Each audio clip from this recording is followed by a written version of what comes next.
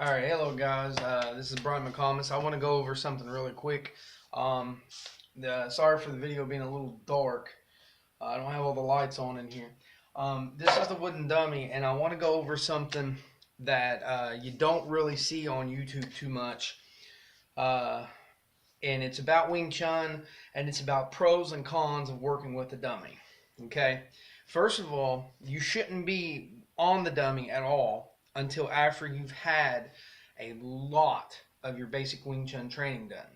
That's a lot. I prematurely got on the wooden dummy, and I learned really quick some of the cons.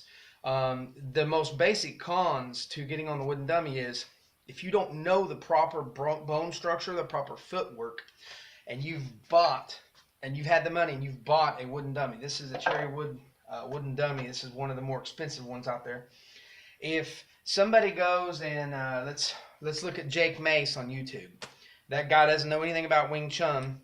He's got a wooden dummy, and you see him doing tans out here, like coming out. Like, in other words, he's throwing his tans out this way. Okay.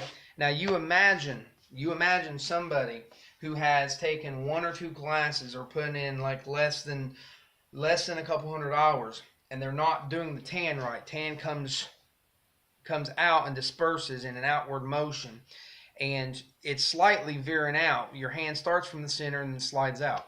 Tan does not shoot out here. It is not one of these karate blocks. So you imagine somebody doing these karate blocks. It's hard to see, but I'm actually swinging the tan out wrong right now. You imagine somebody doing tan hundreds of hours, okay, wrong on the wooden dummy. That is putting in bad muscle memory. It's like doing wrong bong all the time. So that's one of the cons to the wooden dummy, and I want to make this video because I don't see any videos on YouTube. I don't see even one mentioning this. If you're working with a person, they can correct you. Even if you're working with a student who has like a couple of years behind him, he will correct you. He'll see you doing tan wrong coming out here, and he'll be like, "What are you doing, dude?" He may be like, "Are you doing gone, or are you doing a tan?" And if Wing Chun, each move is a verb. All right. So I mean, if he's doing gone and he's actually coming out here with the shift, and I'm shifting right now, then that's fine. That's fine. But if he's doing tan like this, and then he's doing gone like this with the tan, like what I just did, then there's a problem. So what you're doing is you are basically solidifying the wrong move to muscle memory. And what happens when you throw the punches wrong? 1,000 times you're going to do the punches wrong. Speaking of punches, it's another one. When we're doing the punches,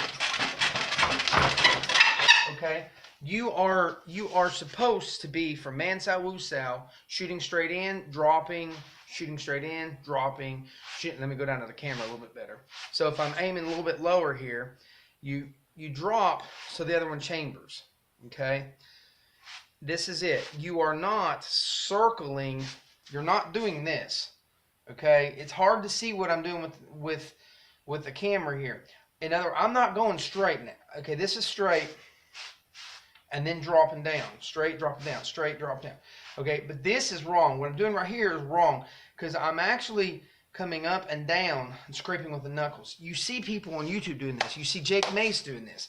They're doing chain punches like this. That's wrong. It's here. It should be like your circle. If there's a circle, it's so small and slight that you're not actually making a circle. What you're doing is you're firing out, then dropping down and coming back. And it's a triangle, not a circle. This is a triangle. That's the proper chain punches, even if you're coming around the other way. That is the proper punches. But if you do them wrong and you're doing this stuff, and you're up here on this wooden dummy, and you're just slapping around, and you're just making up stuff, you are reinforcing the wrong idea. So I want to put this out there. If you do this, you're enforcing the wrong idea. So the whole point of this, the entire point, is that when you're working on a wooden dummy, you have got to pay attention to bone structure. That's what the pros are for this. With a wooden dummy, you can sit here and practice all day super slow once you know the moves. That's once you know the moves.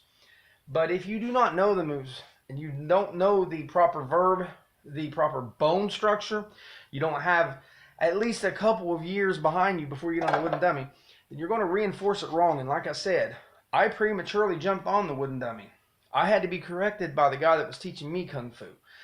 And it was a process. So there's a lot of pros and cons to wooden dummy, and I just want to throw that out here, okay? Now, I just used tan and I used the punch as examples. But there's you can do tons of other stuff on the wooden dummy. What if you're kicking wrong? What if your steps are wrong? You're spinning. If you work out hard like me, and let's say you just devote like a couple hours every day to the wooden dummy. What if you're doing it wrong? Then man, you're really training yourself to do something wrong, and you're reinforcing that. So the wooden dummy is just one of many training tools in Wing Chun. For a boxer, it'd be like a speed bag or a punching bag. That's what this is. It's not designed to hit you back. It's designed so that you're training to do certain moves properly on it. People who sit there and say, oh, well, the wooden dummy doesn't hit back. You can say the same thing about 90% of boxing training. A jump rope doesn't hit back. Jump rope is a really good stamina trainer. It's not meant to hit back. A speed bag doesn't hit back. A speed bag is not meant to hit back. It is meant to get rhythm with your hits. It is meant to do hand-eye coordination so that when that speed bag has been hit and comes back, you hit it again. That's what it's about. It's coordination.